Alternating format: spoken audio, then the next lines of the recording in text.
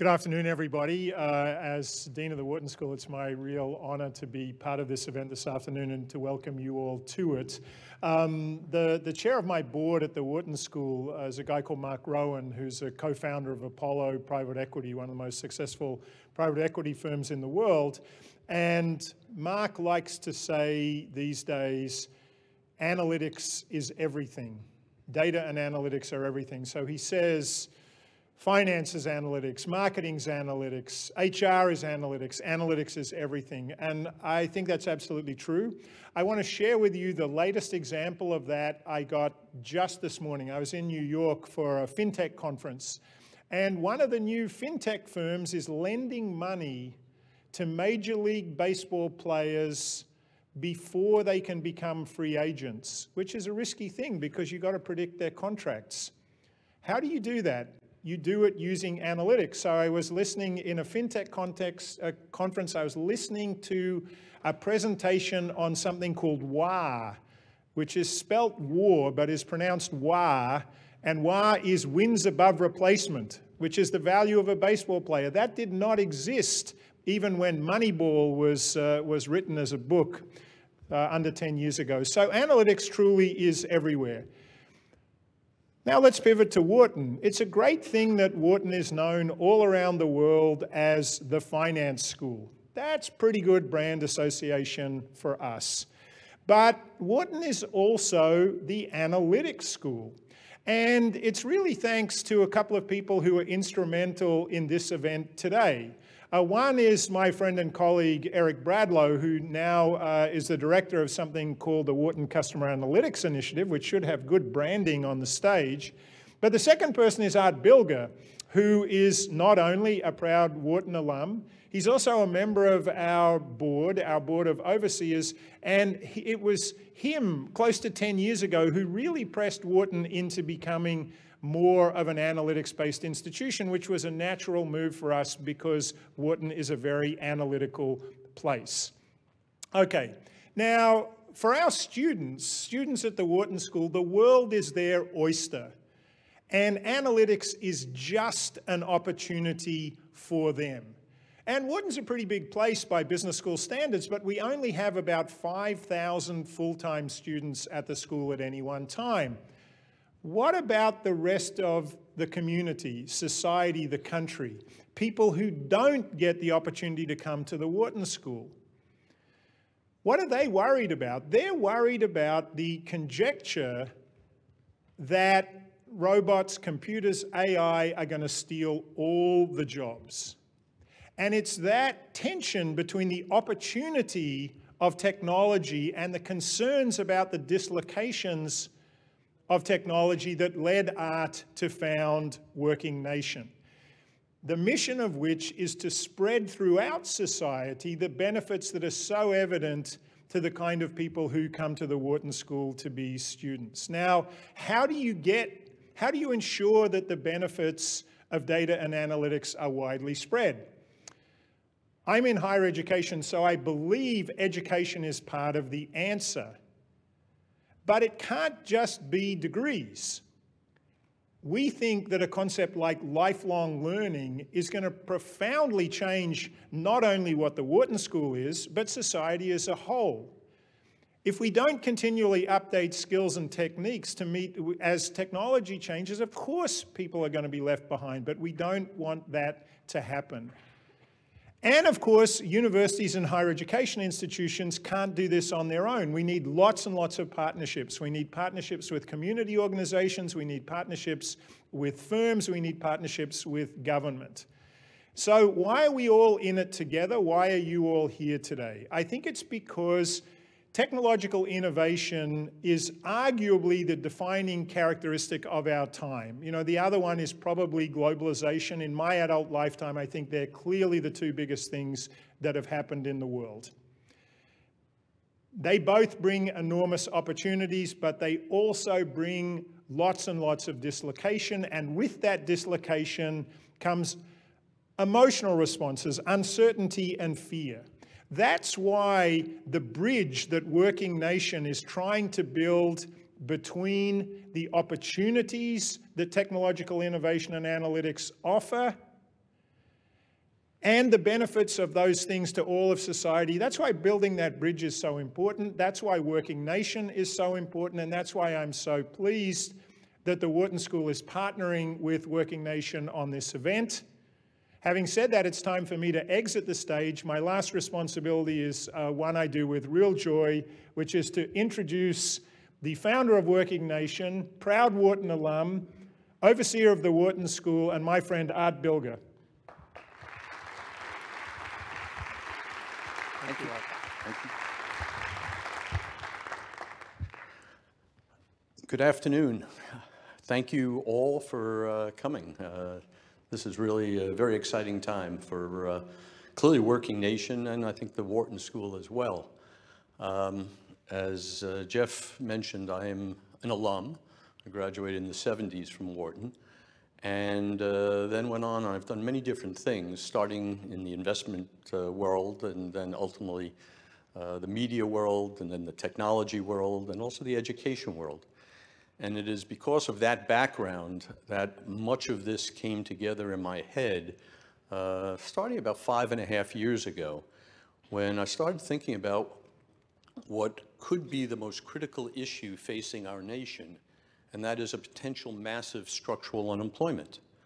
And the combination of globalization, technology, longevity, keeping people in the workforce much longer, and broken education, particularly relative to those three things happening, I thought we have the potential of very significant unemployment rates out there. And I began crisscrossing the country to try to really learn from experts. And what I did gain an understanding of is where so many of the jobs of the future will be, and the mitigating strategies and solutions.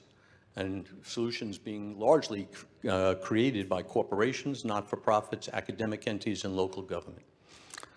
Ultimately, I concluded that there was very little knowledge out there amongst the general audience out there. And I decided to basically create this not-for-profit media enterprise to educate the people of this country as to, one, the biggest issue I think we face, but two, what the solutions are. And today, WorkingNation, we launched officially September 2016. WorkingNation has TV producers, journalists, Academy Award-winning documentarians, researchers, et cetera, working for us.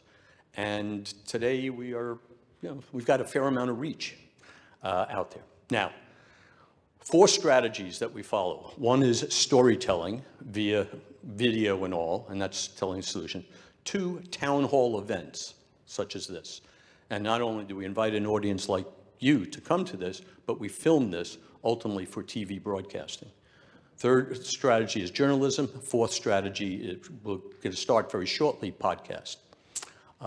Anyway, data and analytics has been at the top of my list for a very long time. As Jeff mentioned, I was very involved in just the startup of the whole data and analytics program here at the Wharton School. And I really do believe data and analytics might be the fastest growing job area in this country over the next 5 to 10 years.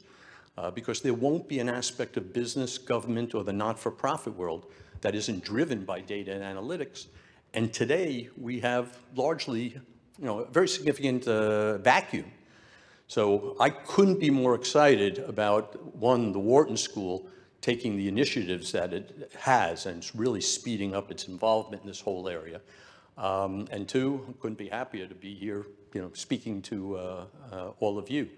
So I think with that, what I'll do is we're going to put up a video. It'll give you some background and some sense of what WorkingNation's about and what it's focusing on. But as I said, data and analytics is one of the most important subjects that we're focused on at WorkingNation.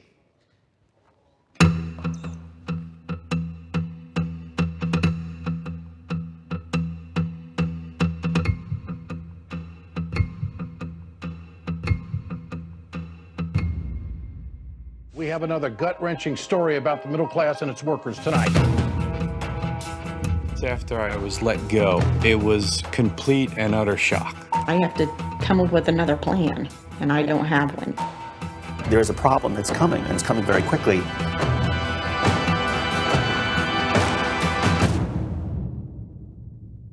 you're thinking, how do I start making money again to support my family? You're absolutely terrified.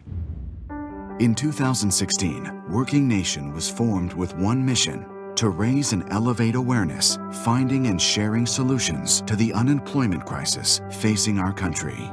Outside of bad guys getting terrible weapons, this is the most important issue facing this nation. To accomplish this crucial goal, WorkingNation illuminates the heartfelt and human stories that capture this distress and resolve. Through organized town halls, important news and information programming with national distribution partners, and moving documentaries. Your identity is just taken away from you. I mean, there's no handbook that shows you this is what you need to do. WorkingNation brings powerful voices together to reveal the real people and organizations attacking this issue in their communities. People don't need charity. People need opportunity. Working to build consensus and collaboration between business leaders, the academic community, and the American public. There are millions of people in this country who want to be of service. To expose hard truths about this unemployment emergency in order to create and amplify the right response. We're all working towards the same goal. Time is running out. We all have to do something to make this shift.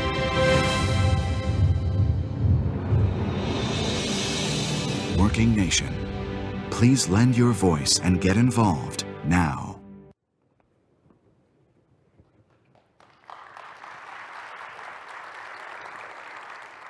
Hi, everyone. It's great to be here. I'm Michelle Caruso-Cabrera in Philadelphia, and this is The Future is Now, Closing the Data Analytics Skills Gap. It's a joint town hall from the Wharton Customer Analytics Initiative and also WorkingNation, of course. As the amount of data that we consume on both a personal and a business level continues to grow, the demand for people who can mine and analyze that data, well, it's growing enormously. Data analysis is driving today's business decisions in all industries, from financial services to healthcare to marketing to sports. We all know that, right? It's one of the most in-demand jobs in America. That's according to both LinkedIn and the Glassdoor. Just 4 years ago, 2.35 million jobs required data science and analytical skills in the country. And by next year, that number is expected to top more than 3 million. Right now, fewer than 1/3 of the top 100 universities in the world offer degrees in data science. So in this town hall, through our panelists, the words of business, education, we're going to examine how data analysts are changing the nature of work, how businesses are working to fill the many open jobs, and what skills workers are going to need in order to occupy those roles, how the education system is changing to help keep the pipeline full of future workers. We've got a lot to cover. Let's get started. We have a very special guest. We thought we would kick it off with a conversation about what is data science and how it has evolved over the past 2 decades. To help us understand where we began and where we are right now, Alan Blue. He's one of the co-founders of LinkedIn. Come on out, Alan.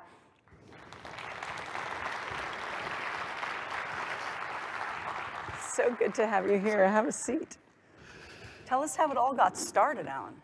Well, I can only tell the story from the perspective of somebody working in Silicon Valley. It's hard to believe that 20 years ago, the whole notion of data science was brand new. I don't think anybody had even used the term yet. So it was, for me, it was 1997 when I got my first job in the internet. It was at a dating site, and it was called relationships.com, for the record. And back then, data science was just barely visible. But by the time we got to about 2000, we began hearing about a company called Tagged. And Tagged still exists. It's a social network. It was one of the very first social networks. Tagged? Exactly. And they were doing something brand new that none of us had really seen before. What they were doing is something called multivariate testing. So what they would do is they would say, hey, people get invited to join Tagged, and they would create hundreds of different invitation types with different colors, different numbers of words, different button styles, that kind of thing, to send an email. And then they would send them all out, and they would determine which one provoked the greatest response from the person who had been invited. And this became, over the following years, and it still is to this day, one of the primary mechanisms by which people in the internet do their work. So data science began as a mechanism for measuring and optimizing the activities that occur every day in a large-scale data environment. That's really the difference which made data science possible. Because before the internet, a lot of the data that was available just wasn't all pulled together. It was really hard to see some things. But with the internet, every single action that a user takes is visible. So suddenly there was this huge volume of data, which enabled new kinds of research.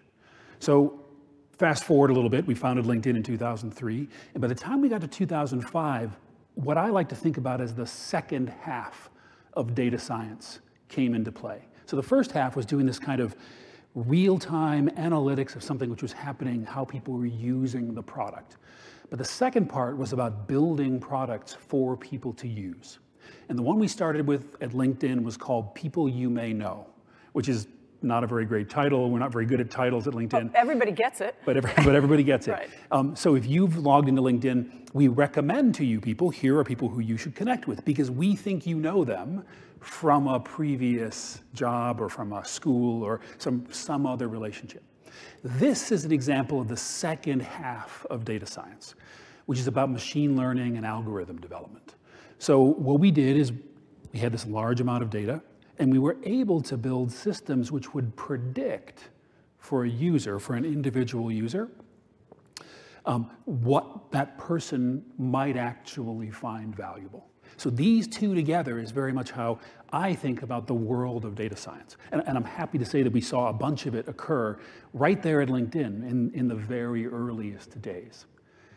So let's fast forward a little bit further. When we get to 2009, LinkedIn's pretty big at this point, several million users, and we're able to do yet a third thing, which is we're able to actually watch the way the entire economy works by virtue of what our members are doing. We call this idea the economic graph. And in 2009, the very first project we did was we looked at the people who had been employed at Lehman Brothers. If you all remember, Lehman Brothers collapsed in the 2008 financial crisis. Yeah. And all of those people went and took jobs at other companies. So we were able to actually draw a map. You can still find it on the internet, watching where all the refugees from Lehman went and worked. And this gave us a great idea that maybe if we could look at the jobs, if we could look at the skills they required, the skills people had, the companies they'd worked for, we might be able to provide insights about where the skill gaps are, about where the best opportunities actually lie. And that has been something we've been doing for the past 5 years. So we've been able to turn this same mechanism back to look at data science as an area of focus. And there's a lot to say about it. I'll say this though. Data science, along with machine learning, the two of them together, represent 5 of the top 15 growing jobs in America today. So if you look at that list of the top 15, 5 of them are data and machine learning related. The second thing is that they are always accompanied by severe skill gaps. So all the jobs that exist in San Francisco, including the ones that haven't been filled yet, there are more than 38,000 jobs which need to be filled, more than there are people who have the skills to fill them.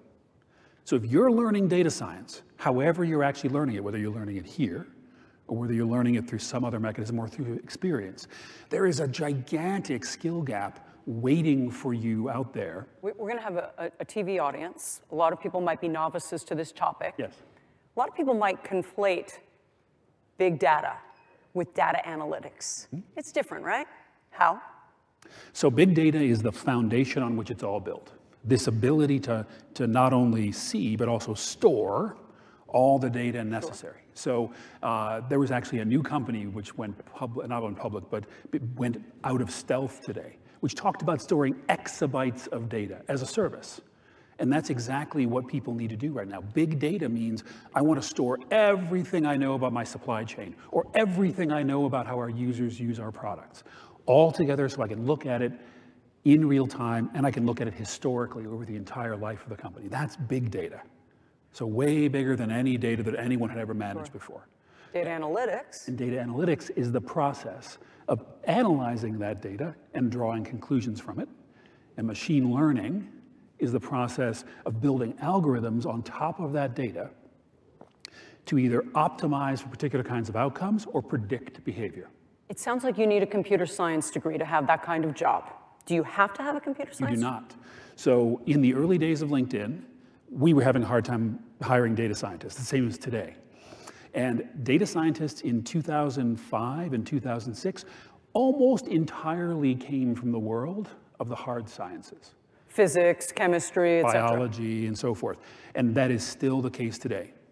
So if you are in one of those fields, you have an opportunity to basically convert and become a data scientist. Because you've already learned how to think about it properly.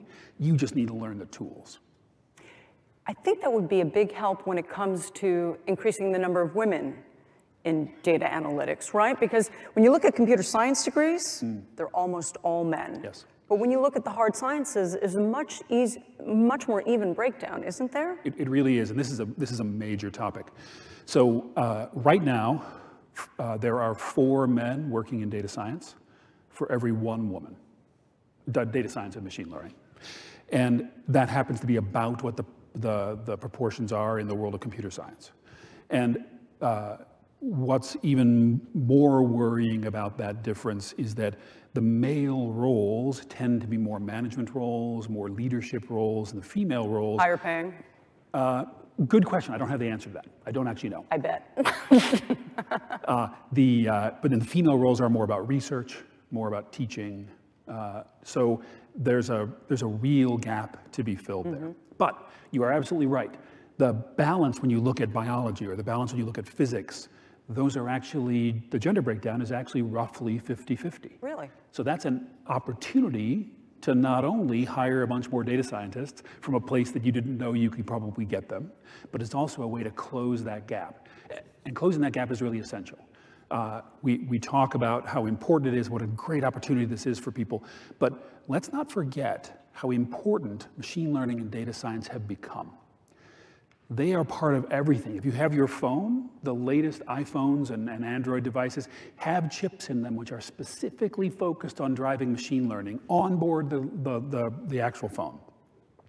It has become part of it. Does that mean it gets smarter as I use it? Is that the whole idea? That means that there knows me better? There are resources on the phone which allow it to do real-time machine learning on the phone. So sometimes it makes it smarter. Sometimes it just helps with things like language recognition and so forth. So it is now part of everything we do. It's part of every decision you make on the internet. It's part of everything that you buy from Amazon.com. It's part of the advertisements you see, many of which are powered by machine learning and big data. All of those decisions are being made by machines, and those machines are being built in large part by men. And if we're going to get to a place where we are representing the entire breadth of human experience, it is a question of bias, but it's also a question of opportunity. We need to make sure the people who are making those decisions are coming from many different backgrounds. It sounds like, in addition to people who are studying the hard sciences, if you're somebody who wants to be in marketing, you should be taking a course or learning about data analytics, right? Because it's going to be just, in every single industry, there's going to be all this data to mine, and your ability to find stories in there that help deliver on a business proposition are going to be crucial, even if you didn't major in bio or computer science or anything else. That's right. So I'm a product manager by training, and product managers are famously not really able to do anything by themselves. So I have some knowledge about machine learning. I have some knowledge about data. I can write SQL. I can do all those things. I know roughly how basically how machine learning functions are constructed. I couldn't do it myself. But for me to have a conversation with the engineer, for me to understand what the product is actually capable of, I need that basic set of skills. So that is absolutely true. But I'll tell you one more thing. Part of the WorkingNation project is about how do you actually move from the world we live in today into a world where nearly every job is changed by the presence of technology. So whatever you're doing, unless you are working in something which is purely creative or purely about person-to-person contact, your job is already changed or is being changed by technology. And it doesn't matter what you're doing. For you to be able to do your job well in the future, not only do you need to understand these technologies, but also you need to learn new technologies as they come on board. So get ready to learn new tech all the time, because it's coming. And for you to be able to roll with the changes which are part of this technological revolution, you need to be able to take on new skills every year. We know that 40% of the live audience here tonight are business leaders. I bet they're here because they're having trouble hiring people in data analytics. We all are. What is your advice to them about finding these people? Use LinkedIn. I'm kidding. It's actually not my only advice, but use LinkedIn. LinkedIn is actually very good for it, because one of the things which is true about data scientists is that data scientists are almost all already employed. There are no data scientists out there, passing out their resumes, or very few, because they're so in demand.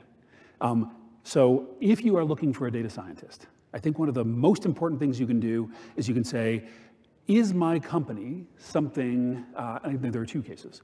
Is my company somebody who is in an industry where we are supposed to know about data science, where our peers are using data science?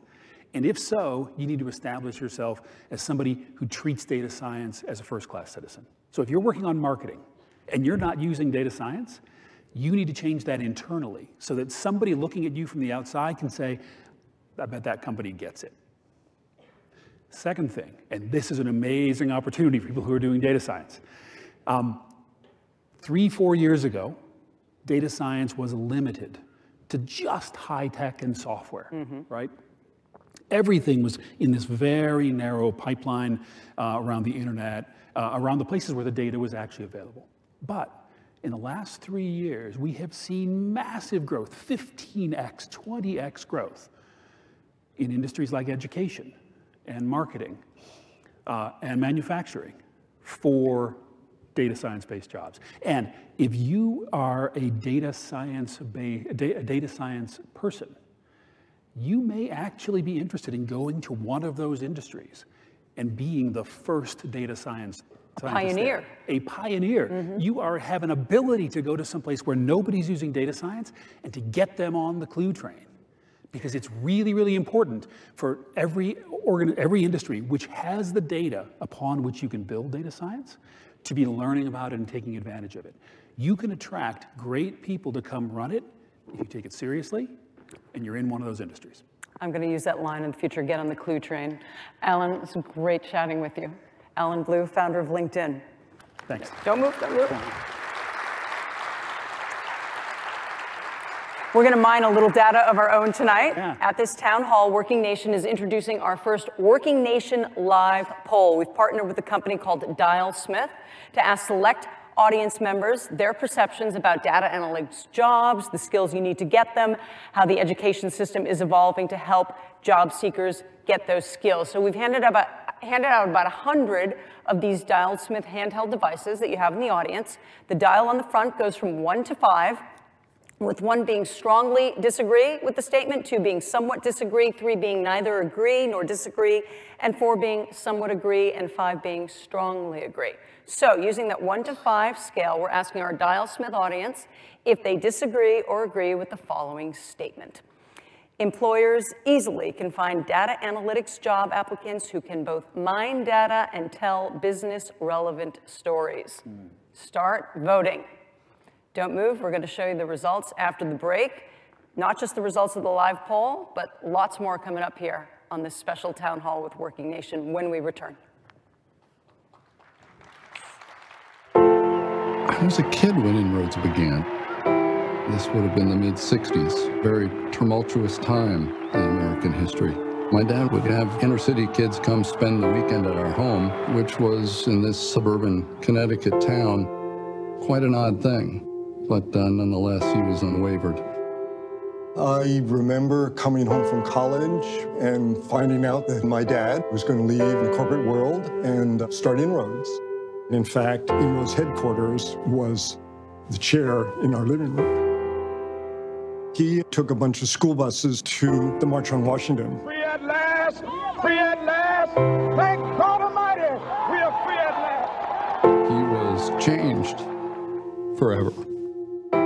He came up with this idea to take kids who just didn't have a chance and put together a program that would get them into management positions in corporations and give them a way to move up. And that was the real brainchild of Inroads. There's been an unlevel playing field in America for a long time. And that's what our founder, Frank Carr, was trying to resolve. There's unequal access of information, there's unequal access of opportunity, and there's unequal access of relationships. In order to build the workforce, we need to close that gap. Frank Carr started with African Americans in 1970. And today, with other minorities, we're now 28,000 alumni strong, and we've touched 154,000 lives.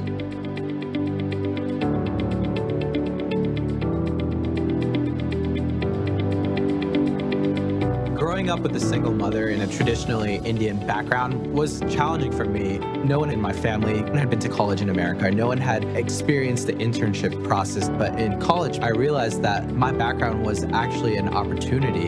Inroads provided me with a chance to stand at the same level as my peers who have so many resources and can refer to their families to provide them with their internships. Inroads is that family for me. I'm Arun Yagnamurthy, I'm 21 years old, and I'm from Dallas, Texas.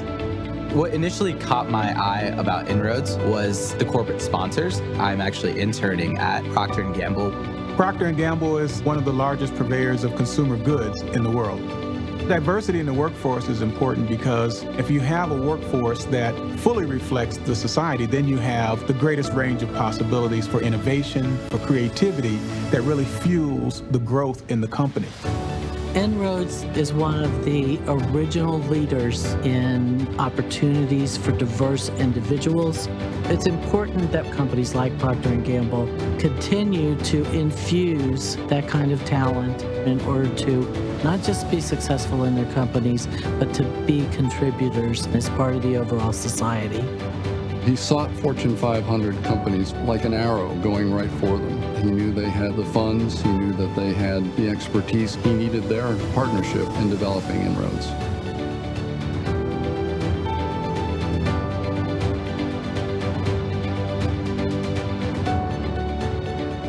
I'm doing exactly what the real professionals would be doing. I've had the chance to learn so much during this internship and narrow down what I really want to do with my life. I think Arun is very well equipped to make it in corporate America because he's already demonstrated great leadership skills, great collaboration skills, the ability to execute against a plan. Arun has the ability to just jump right into a project pretty much day one. An internship with P&G is not like some other companies where you're getting coffee and making copies. The work that you're doing is very meaningful, it's very impactful. Most internship programs end at the end of the summer. Our model is built to be year-round because that's what we think learning is. It's year-round. The mentorship is so that you have a personal coach for the rest of your life. After their internship, they have questions. Now what am I going to do? Where am I going to go? How am I going to get that full-time job? And that's what we help them do to transition on to their career. Inroads are supporting people with diverse backgrounds, with diverse upbringings. I'm so grateful for everything they've done for me. There are tons of different people in every organization that don't look like me, that don't look like you. We got to work together. We're people. I think my father's legacy is Inroads. He got it started and it's continued. The Inroads group has just done it. He really wanted this to be run by the folks that it was meant to serve. What I see here today, oh my gosh, it's thrived and it looks like it's going to keep going forever and ever.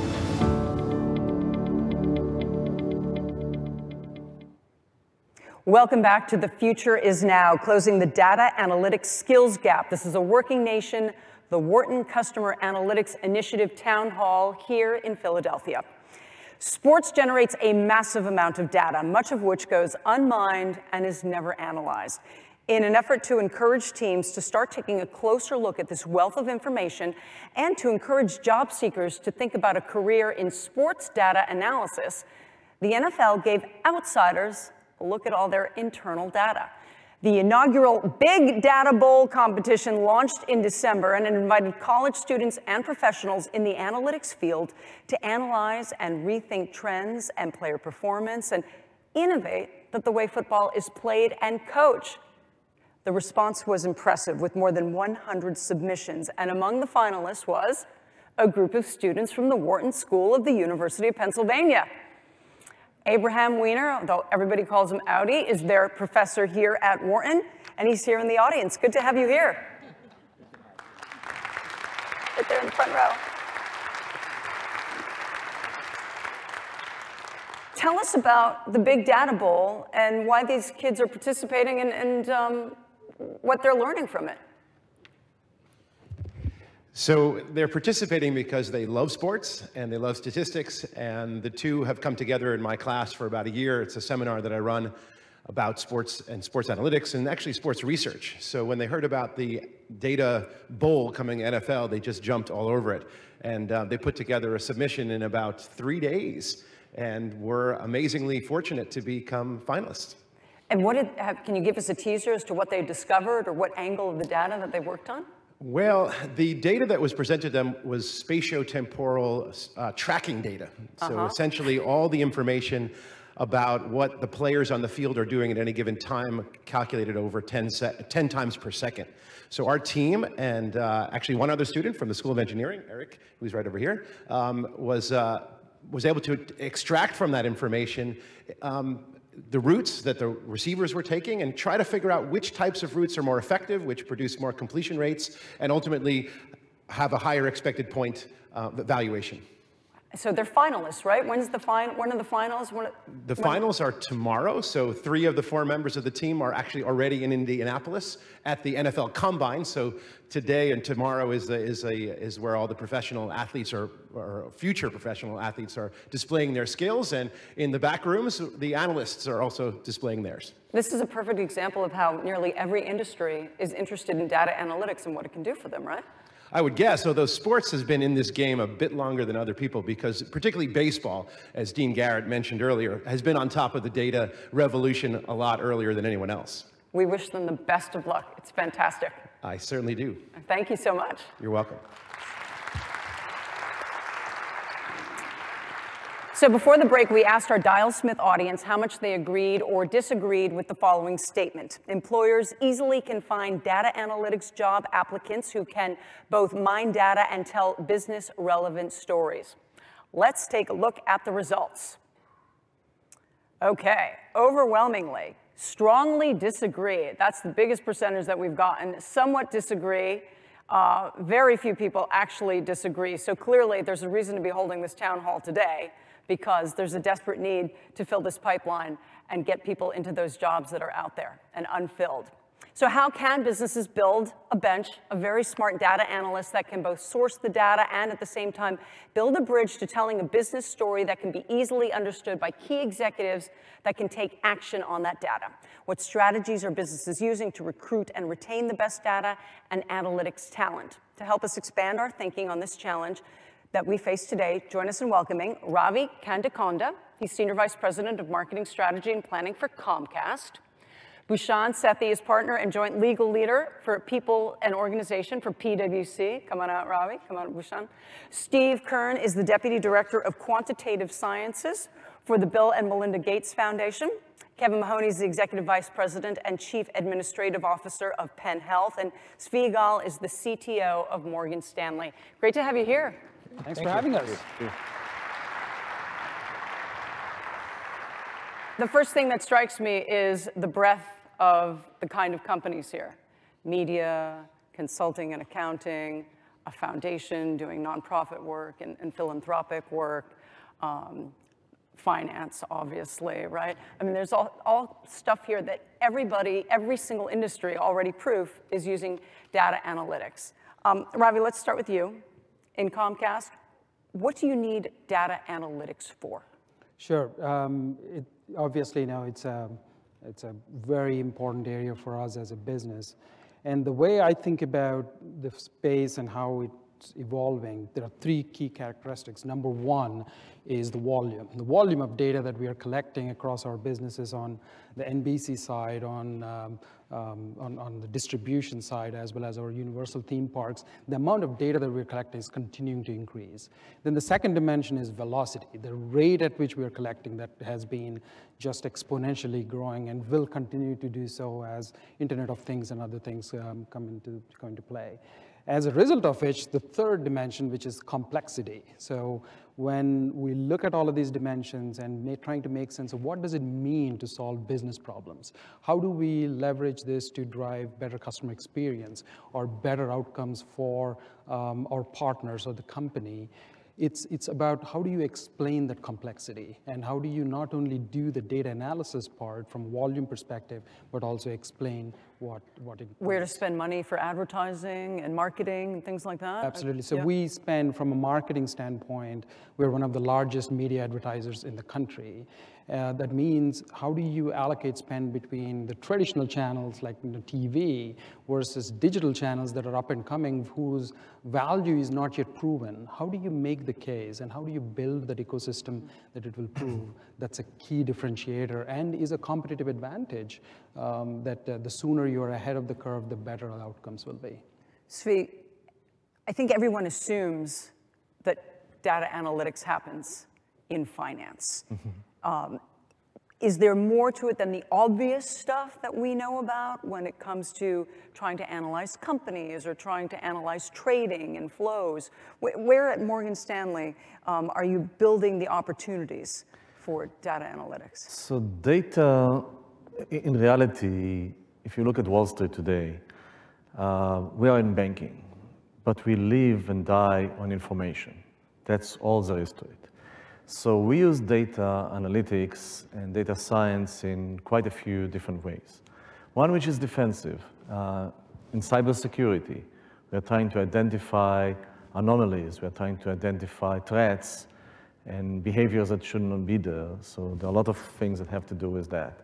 There's also the consumer side, when we actually work with our clients and allow them to work with virtual assistants, Alexa-like experiences, and trying to make sure that the experience that they go through when they talk to us is at least on par with a human interchange. And that's something that we spend a lot of time on as well. There are other areas that have to do with, as you mentioned, complexities, and they have to do everything from next best action for the clients. It has to do also with the understanding of a certain trend in the industry and whether the trend is a real trend or is just a bump, which has a lot to do with our algorithmic trading and stuff that has to do with understanding different types of data coming from different places. And there is the science itself of data, which is we collect a lot of data in a big data way, if you may, in data lakes and others. And in many cases, we are looking for given patterns that we are sure that they are there, and sometimes they are not there. And many times we find and identify new trends and new patterns that the data suggest as part of the search, things that we were not expecting.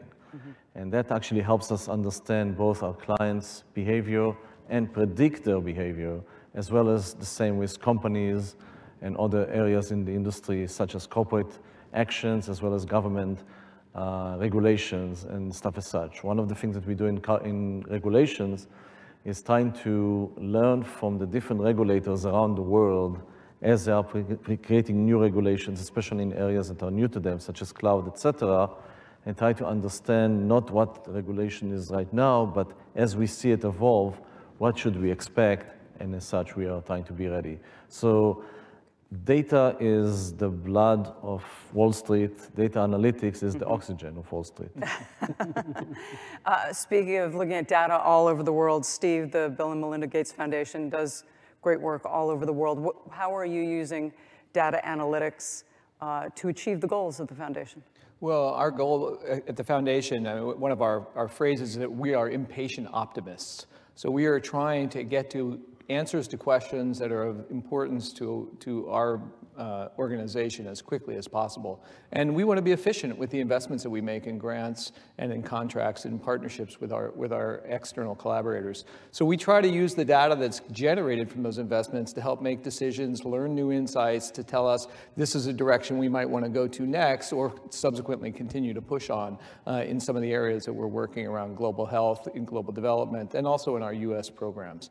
And that has really been a challenge to be able to pull that data together. And Zvi mentioned the idea of big data, right? We're actually looking at broad data. So we want data actually that can go across a wide range of areas because of the global focus of what we're trying to do, and balance both having depth with enough information to learn something from that data, and then breadth so that we can see how much of it is translatable or generalizable from one place to another. Do you have an example of where you've used data analytics, or an area where you would like to use it? Oh, if we had this, we could solve this?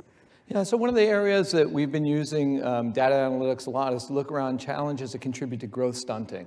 And one thing that was actually quite interesting is that we took a bunch of data. It's actually available from a website called Gapminder, which is run by the great data analysis and presenter Hans Rosling. And we took Hans's data and we basically tried to understand what are some of the factors that are consistent across different countries in different geographies that contribute to having malnutrition and stunted growth in children. And the interesting thing that we were able to do was we were partnering with people that then were working in genomics, because when they were looking at genomics data to say, I'm looking for a SNP in a gene, it's located here, I don't want to say that all the other SNPs have to be co-located with it, it might be somewhere else along the gene, right? And so trying to then take that tool and say, how do we apply it to this set of data and see if we can use it in a way that provides us with some information that's useful. And from it, we've started to be able to deconvolve essentially what are the factors and the key things that contribute to growth stunting in children across a number of different countries. Wow. Wow, that's exciting stuff. Speaking of healthcare, Kevin, I mean, it's an area, healthcare's got to be one of the most obvious areas for opportunity when it comes to data and solving issues, whether it's across countries, within specific hospitals, et cetera. How are you guys using data analytics? So I think it's an example of an old idea on steroids. So you used to go to your doctor, he would acquire some data, blood pressure, a lab test, family history. He would do some analysis in his brain based upon what he had learned over time, and he would intervene. Now the amount of data that we are acquiring, 23andMe, genomic data, exome data, even what we call the social mediome, which is what you're putting on Facebook, what you're putting on Twitter, gathering all that information off your Fitbit. The amount of that data, as Alan Blue said before, that big data trough is just enormous. And no one person can quickly go through that. So how do we analyze that data using the up-to-date tools so that when we intervene on a patient, hopefully keeping them out of the hospital, dispatching a paramedic to their house or a home nurse to their house so they don't have to come into the hospital is going to reduce cost and improve the human condition. So we're very excited and continue to invest and grow not only our data analytics, but also the data visualization. So how do you get something quickly that's actionable to a doctor so they know, I see that, I know what to do, and not have to go through pages and pages of notes like they used to have to do. Do you have an example that you've seen or that is becoming much more common within the healthcare industry that is an obvious good use of data analytics? So we had a discussion yesterday on MS as a disease. And one of the physicians was pointing out to me that in the past, you were treated by, you'd be okay, and then you'd have a relapse of your disease, you'd get better. You'd go for several years, you'd have another relapse. But if you actually look on the progression of the disease, it's actually very linear. And they were saying if we could know when to intervene with a treatment before the relapse occurs, we could keep people a quality of life much better than they're currently having. So what used to be, we thought obvious, that you went through this sawtooth treatment, is actually very linear. But until you gather the data, often through patient-reported outcomes, so get on the smartphone in the morning, get on your iPad, walk, let us see how you're walking, because gait is an indicator of whether your MS is relapsing. And gathering that data all through the machine and analyzing it, and then giving it to the practitioner when they need it is going to be very powerful to us. Fantastic. Sean, I saved you for last because PwC, I'm sure, uses data analytics, but you have dozens of clients, you probably personally, and thousands for PwC. What are you seeing within PwC and also within your clients? Yeah, absolutely. So, I mean, we're embedding data and analytics in everything we do. It's in all of our products and services. We have to go to clients to visualize the decisions they're going to make. So it's no longer good enough to say, here's a workforce strategy, this is kind of what it may look like. We've got to actually visualize what those decisions would be, what the outcomes, what that means to growth, to financials, to engagement, to the people you need to hire, et cetera.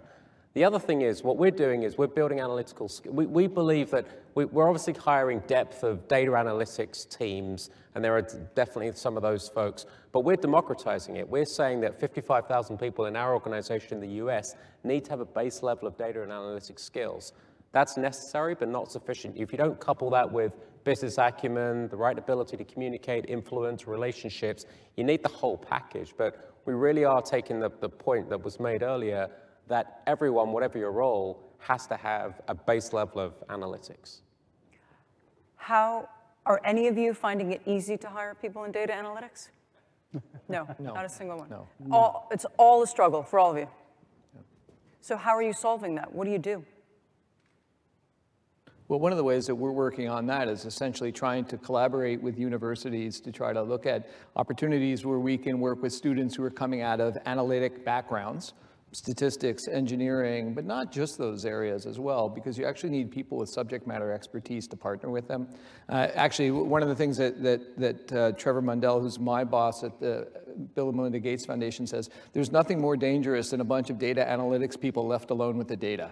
And because if you think about it, what's going to happen is you'll find an association, you'll find something, right, that's interesting. There's structure that exists in that data, but whether that data and that finding is actually something that's relevant for what you were trying to do is a real challenge. And so you have to match people together. So it's not that we have to get everyone out there to go and become the next greatest data analyst, but we have to have people that understand, and I think this is the point that Prashant was making, how do I consume that data? How do I work with that data? How do I partner with enough people who can analyze it so that we can do it in an effective way? And the message I'm hearing across all of us is that we're actually trying to forecast.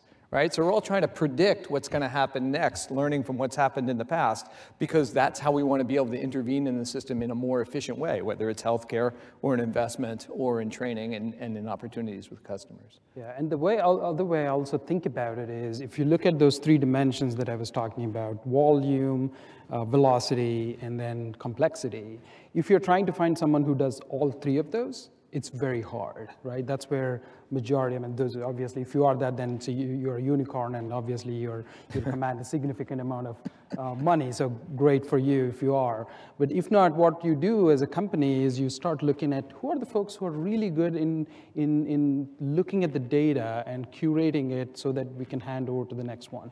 And the higher you move up the ladder in that, the more valuable you're going to get. So what we do when we look for people is, who is it that can come in and move up the ladder? Thereby, we're building that talent pool and bench. Do they have to be college graduates?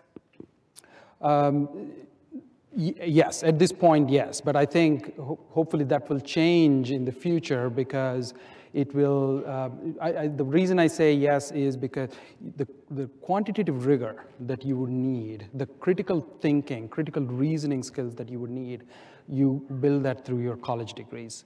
Now, hopefully, as we go through the next stage of evolution, we will be able to take some of those skills and teach them early on, either in elementary school levels or through STEM programs, and that should, alleviate some of the shortage. Funny you should say that, because we have a panel on education coming up later. Very important. Svi, you were going to say something.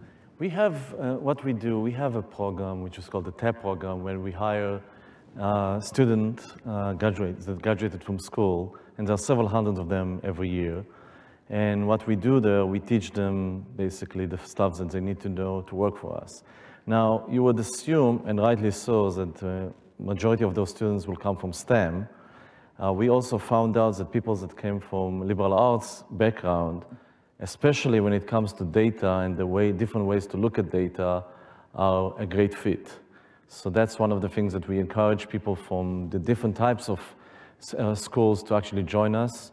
And to your early point in the previous discussion, we achieved 50-50 in terms of male and female, in terms of the hiring, because we believe that everybody should be participating in this journey, and it should not be male only.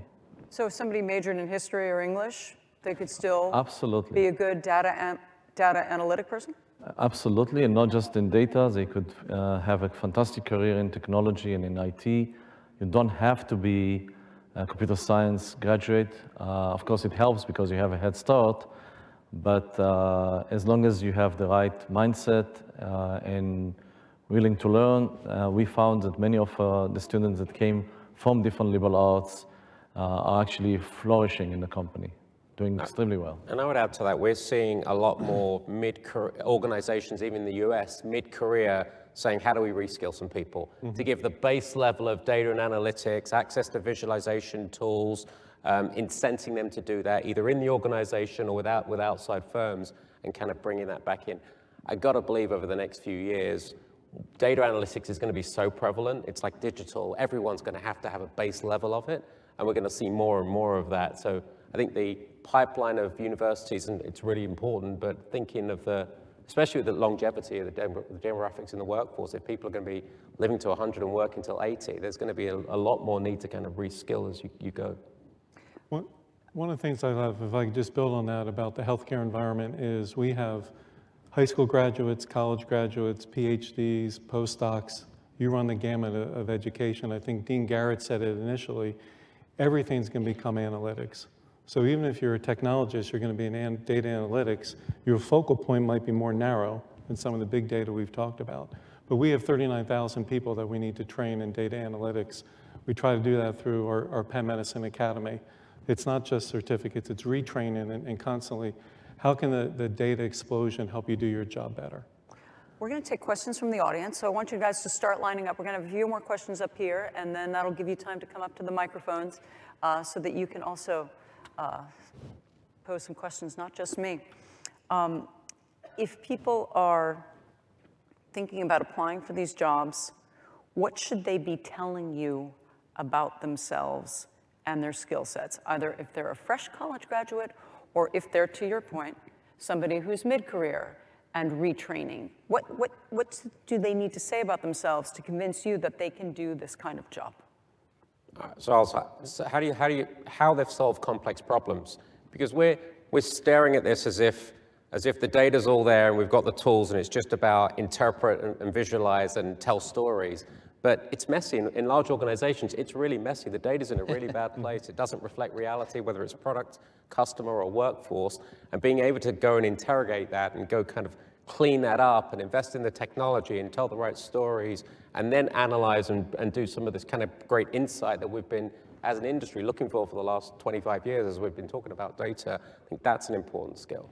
I would like to also dispel some kind of a myth that data analytics and data science is a mechanical work.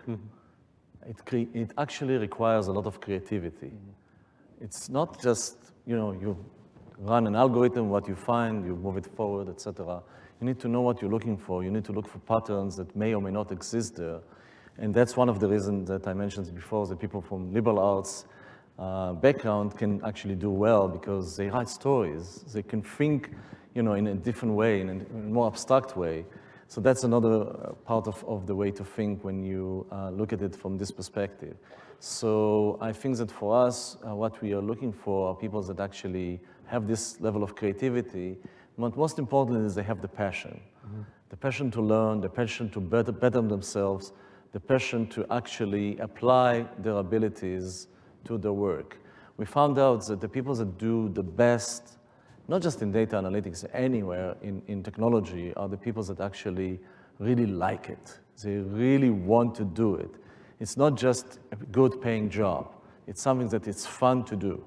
So if you have the passion, you come in and you really want to do it and you really enjoy it, you'll succeed more than someone that may have better grades than you, that may have basically finished computer science in 3 months because they are so geniuses. but they don't have what it takes. What it takes is way more on the EQ side, not just the IQ side. And I see everybody nodding their head in agreement. I'll just add to that part. One of the, if all things given equal, to your point, passion, you know, the capability to reason properly and analyze it. One differentiating factor that I look for is comfort with ambiguity and being able to collaborate with teams, because data is messy. Unless you are comfortable with that ambiguity and be able to look for patterns underneath, it's going to be hard. So that's another characteristic we look for. Gentlemen, this has been a great discussion. Thank you so much. I think a lot of good takeaways for the audience. Don't move, because we're going to do a poll.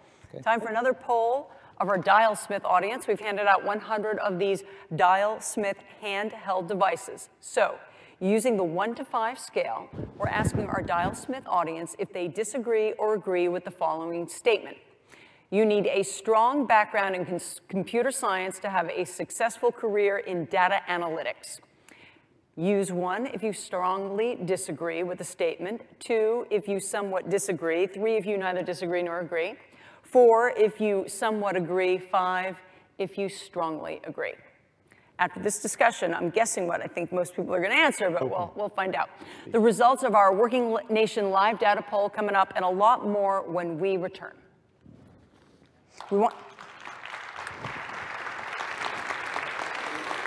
And we want to share with you another video of Working Nation with you.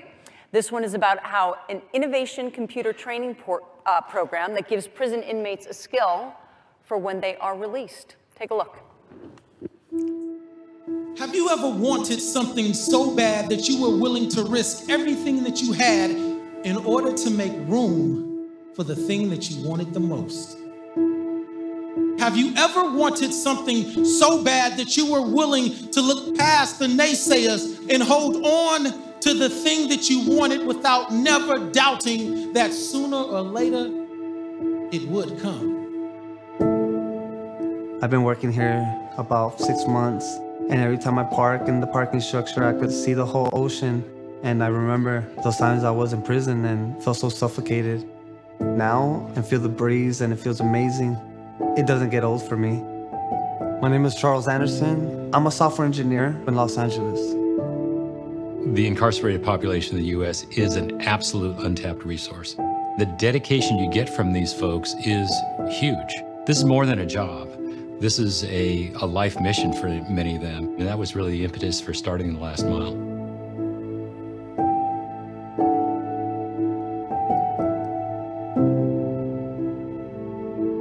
WorkingNation is a multifaceted e-commerce platform, and we specifically help florists. Charles has been an incredible employee.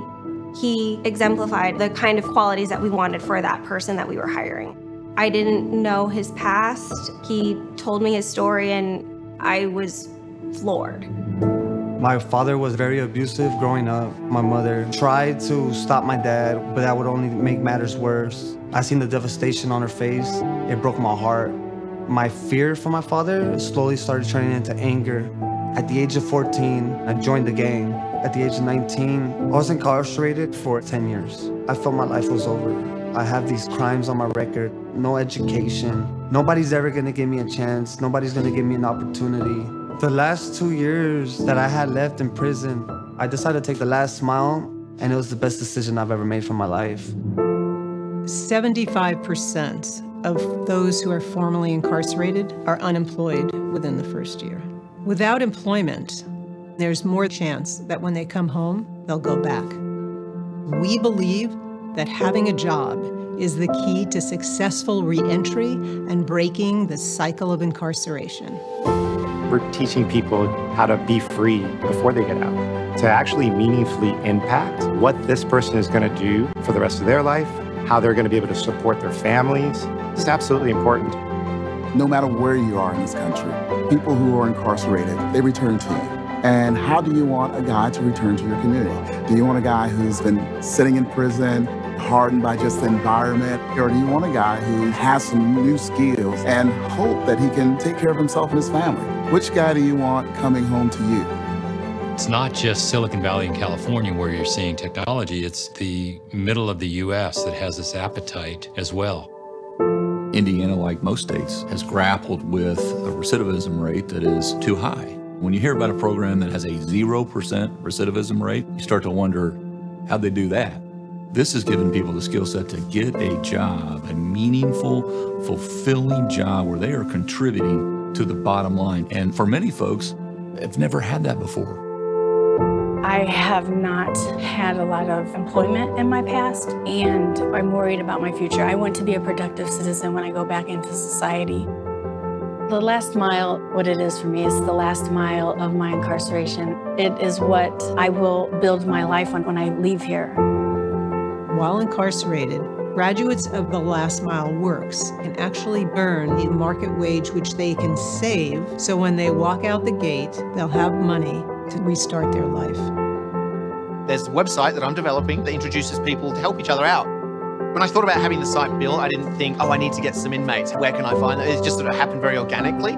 It's just such a strong message that wherever you are in the world, you can make a big, significant difference. Even people in a prison. And these guys are creating a site that has a potential to make a lot of social impact and make the world kinder.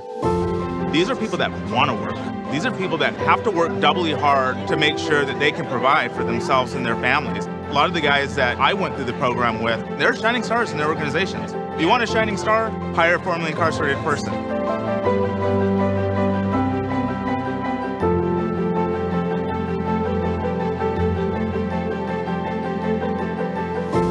Being accepted into the Last Mile would be the beginning of my future. These set of skills is what I will build my life on. It's the foundation of my life when I leave here. This is going to move someone from the back of the line to the front of the line. So this Last Mile program really starts the first mile of the rest of their life. I've been homeless, I've been poor, I've been a gang member, I've been a drug addict, but I'm a software engineer now. I didn't come out thinking, oh, I'm an inmate trying to get a job. I came out thinking, no, I'm a software engineer trying to get a job. I feel privileged to know Charles on his journey. A lot of people, we take for granted our own upbringing and the support that we were given.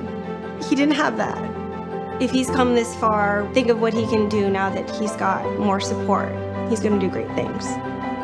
My dream is to create little tech hubs in these underprivileged communities. And I don't want to kick these people out. No, I want them to be a part of it. I want them to join me. I want them to transform their lives and see that it doesn't matter where you come from. It doesn't matter your past. If you have a dream, you have a vision, you have people that believe in you, you can make it happen.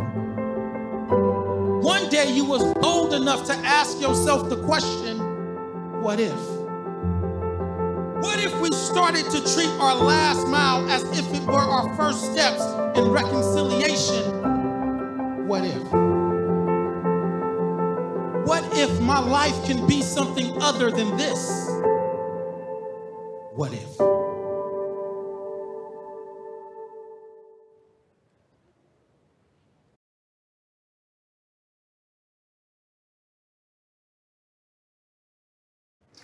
Welcome back.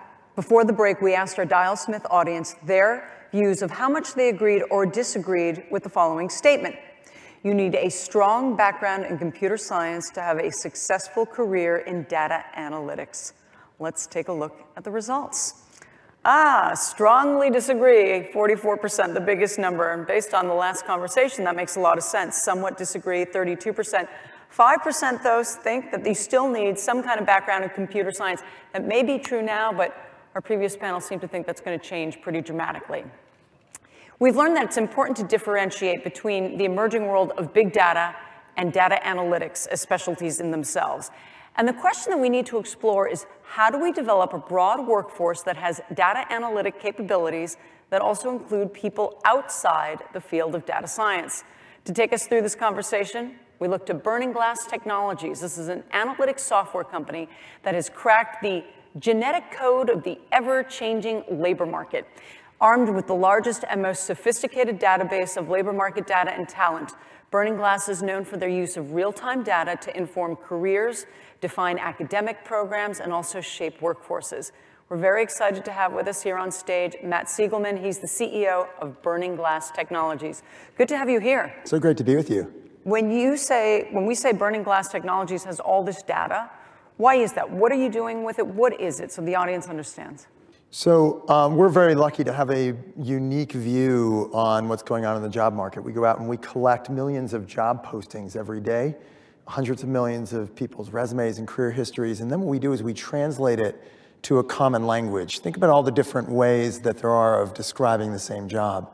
We put that in the same language so that we can aggregate it up and understand what's going on in the market, what jobs are in demand, but also what skills it takes to get those jobs.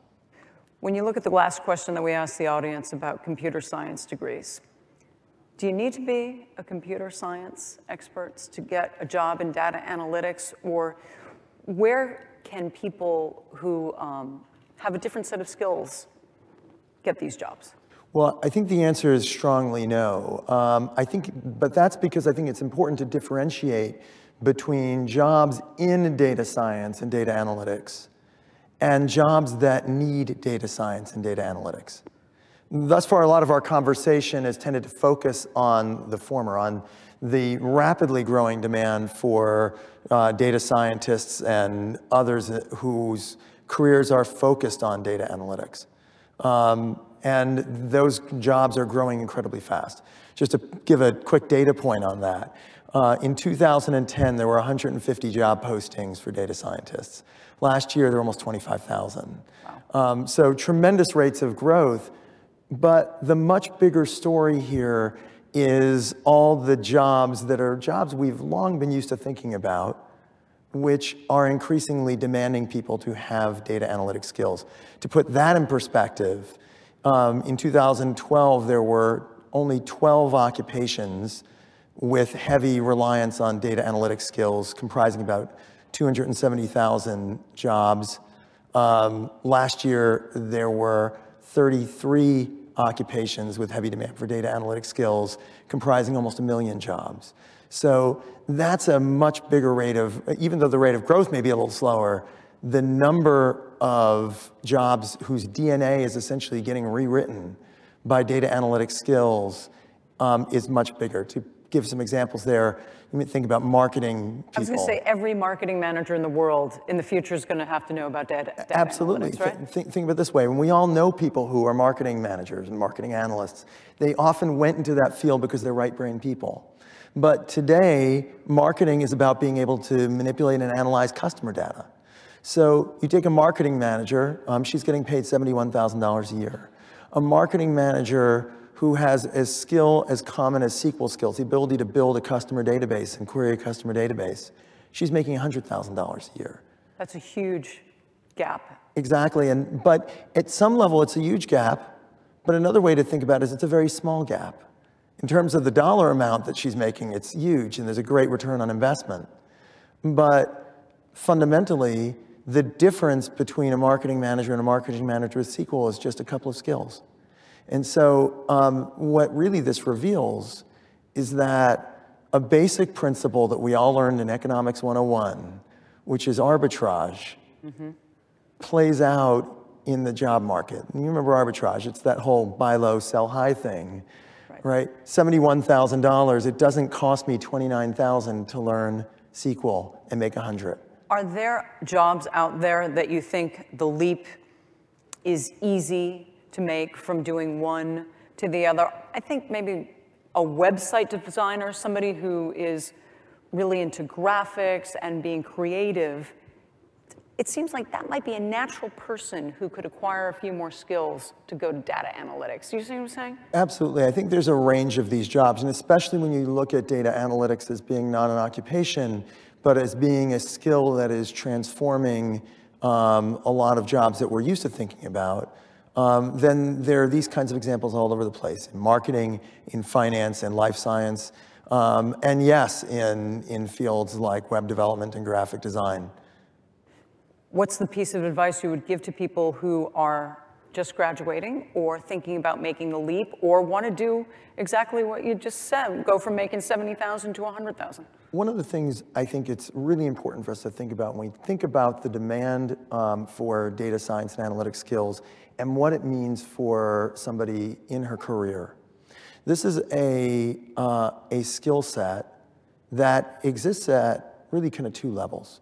We're used to thinking about most skills really either being timeless skills, the kinds of skills like creativity and critical thinking that stay with you throughout your career, or timely skills like learning Ruby on Rails or whatever it may be, which are here today and gone, maybe not tomorrow, but probably not too many years past. Right. Exactly.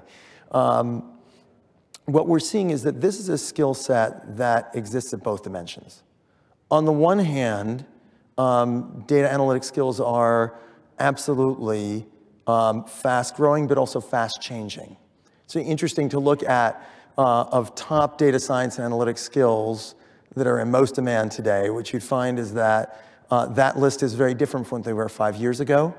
And when you look at what's projected to grow, none of the skills that are on the top list today are on the fastest growing into the future. So when we sort of think about that change from skills like SQL to skills like data visualization and data lakes and other kinds of things which are growing fast, you can see that that DNA changes very fast. On the other hand, data analytics as a skill, as a core capability, is increasingly foundational. Recently done some work with the Business Higher Ed Forum, looking at what are the foundational skills of the 21st century. And the ability to understand data, the ability to analyze data, the ability to visualize and present data are all core foundational skills that we see across dozens and dozens of occupations. You know what? We're going to talk more about that in the education panel, which is coming up next, because as we've heard from our other panelists, that right now, college degree seems to be required. But eventually, that should change, right? Eventually, if we start teaching it at the elementary school level, the junior high level, the high school level, perhaps not necessarily? I think that's, I think that we need to really be clear about what we expect university degrees to tell us as employers. And a lot of employers are relying on a college degree as a proxy. That is to say, they're not really valuing the college degree. They're saying, well, it probably tells me that somebody's got these skills. At the point where we develop both a better foundational infrastructure so that we can assume that people have some of these skills, and better assessments, more specific assessments that allow me to say, okay, this is a marketing person who's got data analytics skills. When I can test that skill set specifically, then employers may have some alternatives to a college degree. What that will allow us to do as well is to open up opportunity to a bigger span of workers and learners. One of the things that I know we've talked about earlier in this conversation is about how we can provide access to the world of data science and analytics to women and people of color who often have been excluded from this opportunity area. And I think it comes back to that idea of arbitrage. In a lot of cases, there are pools of talent that are much more diverse than the world of data science is, but which are just a few skills away. And so we're used to thinking about the universe of data scientists as being kind of a zero-sum game. There's a fixed number of them. You just got to compete more aggressively. Let me give you an example. Marketing analysts are about 60% women and make $61,000 a year. A marketing analyst with a few more data skills and some business process skills can step up to be a business analyst and make almost $80,000 a year. They're about 40% women. Now, a business analyst who then learns Python, she's now making $94,000 a year. She picks up a couple more skills, Hadoop and a few others, and she's a data scientist making $114,000 a year, where about 15 to 20, only 15 to 20% of workers are currently women. So we can arbitrage not only in the value that people have in their careers, but it also is an opportunity in the other direction for employers to arbitrage in diversity. Got it. It's a great place to end. Matt, thanks so much. Matt Siegelman and Burning Glass. Time for another poll of our Dial Smith audience. Like we said, we've handed out 100 of these Dial Smith handheld devices. So using that 1 to 5 scale, we're asking our Dial Smith audience if they disagree or agree with the following statement. The current education pipeline is adequately preparing students for careers in data analytics. Use 1 if you strongly disagree with the statement, 2 if you somewhat disagree, 3 if you neither disagree nor agree, 4 if you somewhat agree, and 5 if you strongly agree. We're going to show you the results and more when we return from this quick break. And here is one more of our Working Nation videos about a training program that is providing high-tech skills in an area you might not expect. There's an enormous need for orthotics and prosthetic professionals, and there's 13 colleges in the country that teach what we do, and that's it. If we don't treat this workforce development problem, patients aren't going to be getting the services that they need.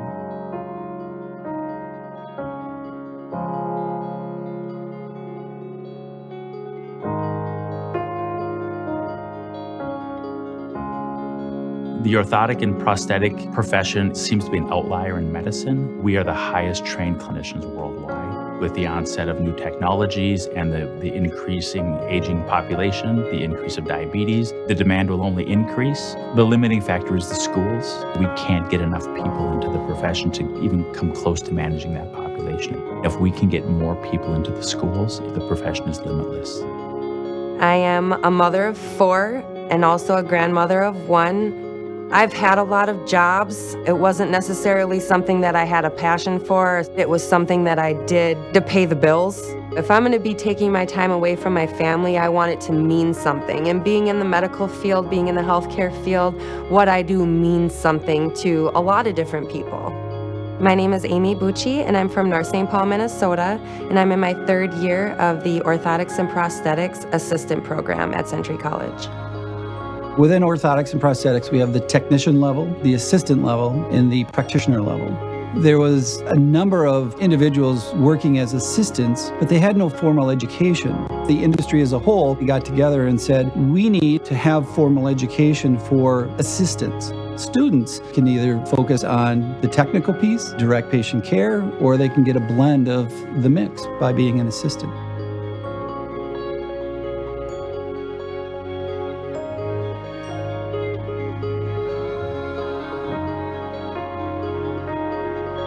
The Orthotics and Prosthetics program is addressing a skills gap in not only the retiring workforce, but also the increased technology needs to better serve the patients and clients. We boast virtually 100% graduation placement, and the demand continues to grow. Our practitioner assistant program is designed in a laddering opportunity so students can come in and out of the program and gain skills and credentials and certifications as it works for them. The assistant program at Century College is really unique. It's the only one in the country. It was going to allow me to do both things that I wanted to do, work with my hands and do the building of the devices and also have the interactions with the patients. Right now, there are 2 million people in the United States that wear a prosthetic device. Most of the time, it's undetectable, but we've seen this shift where people are starting to approach wearing a prosthesis as a chance to recreate themselves, and that was our primary focus, taking the stigma away from what it means to be an amputee.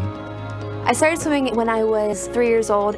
For me, it's a place that I don't wear prosthetic legs, and I just feel completely free. I think it is so important for prosthetists to be updated with all of the new technology. They have come so far. I've had rock climbing legs, I've had model legs, I've had these computer legs that I had to plug them in every night, and it's kind of crazy, you know, I'll look down and I'll see these toes with flip-flops on them and I don't really think I'm missing my legs, and then I take them off and I'm like, oh, I am an amputee, you know? In the history of the program, they worked so much with wood and leather to create the prosthesis. And now with the implementation of technology, they've had the opportunity to incorporate CAD/CAM and 3D printing, and it has grown their passion for learning more about the field. I work with a lot of highly active amputees. You get to see patients running, jumping, climbing stairs, and doing outdoor activities. The number one reason that I went into the field is just building relationships. You're not just with an amputee just for that one day. You build a long-term relationship. My name is Andrew Gienow. I'm from Cedar Falls, Iowa, and I'm currently in the Century College program for orthotics and prosthetics.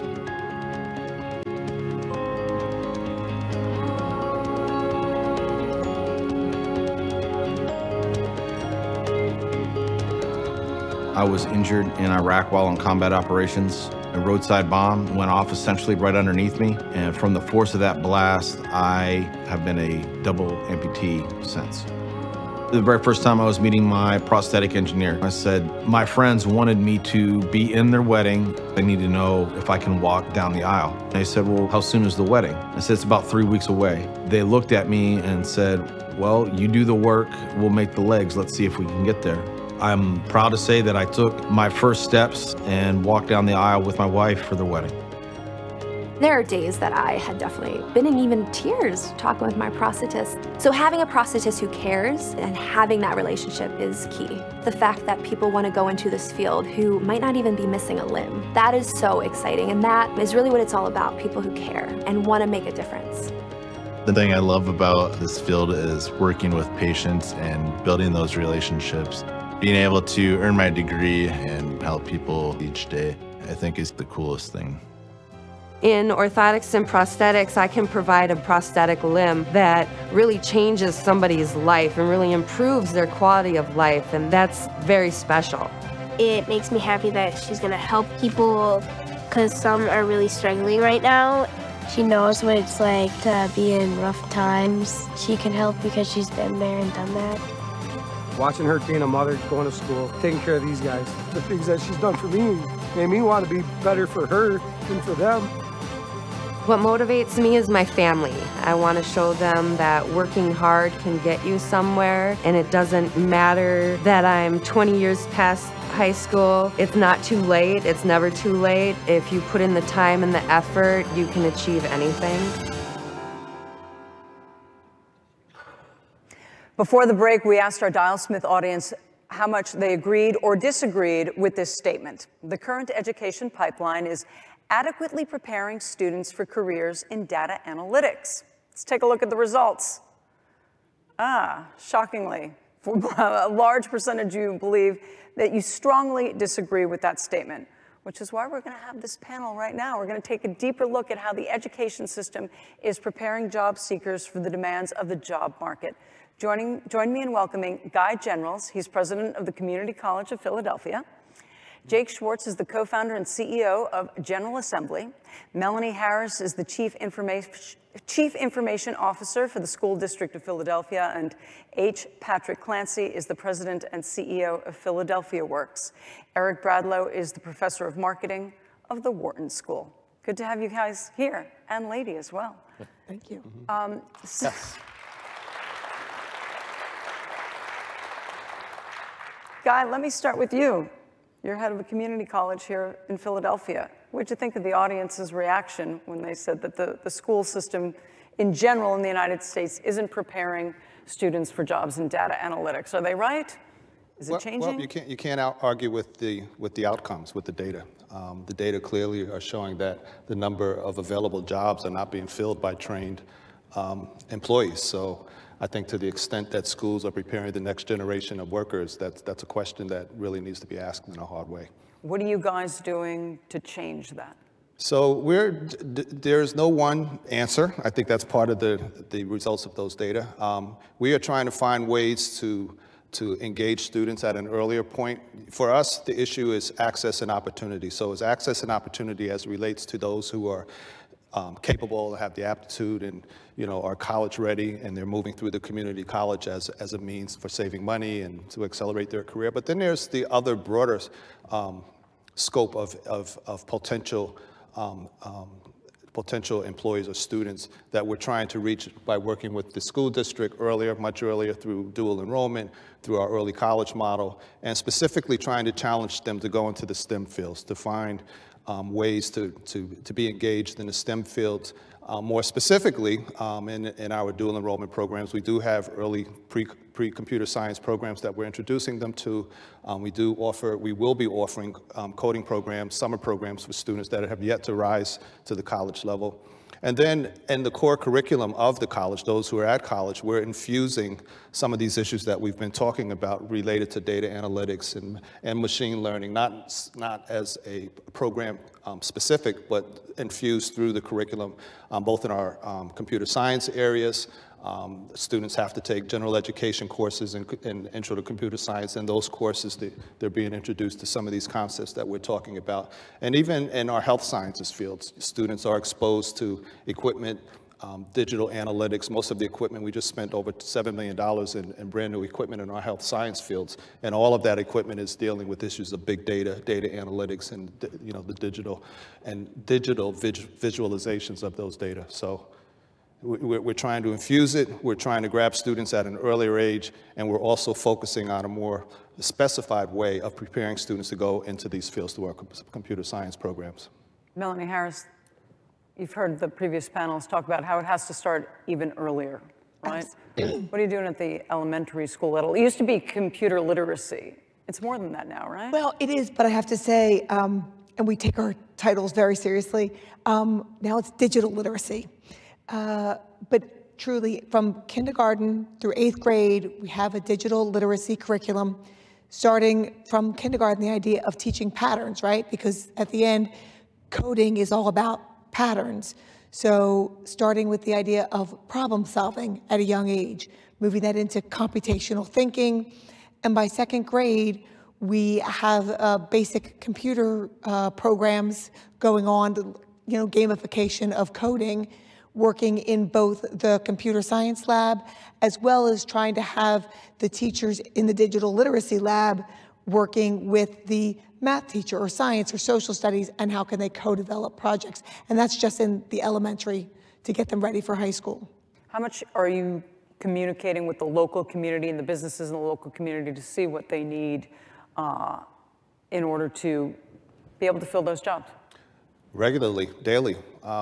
We have ongoing conversations with Comcast. We have a member of the big employer here in Philadelphia. Yes. Yeah. So we have ongoing conversations, and I will say that part of, and this came up earlier, the preparation for the jobs are not necessarily in analytics, data analytics, specific types of jobs. It's infused across a variety of areas. So to the extent that we may be talking to an IBX, they may be looking for marketers or someone in their accounting office, but that person needs to understand big data, data analytics, and so forth. So we have pretty regular, all of our programs have advisory boards, and those boards are filled with the local business communities who are constantly upgrading, helping us to upgrade our curriculum and find the new frontier of knowledge that we need to be teaching. All right, so Eric, they've gone through elementary school, or maybe they've gotten some college degree, now they're going off to graduate school in marketing.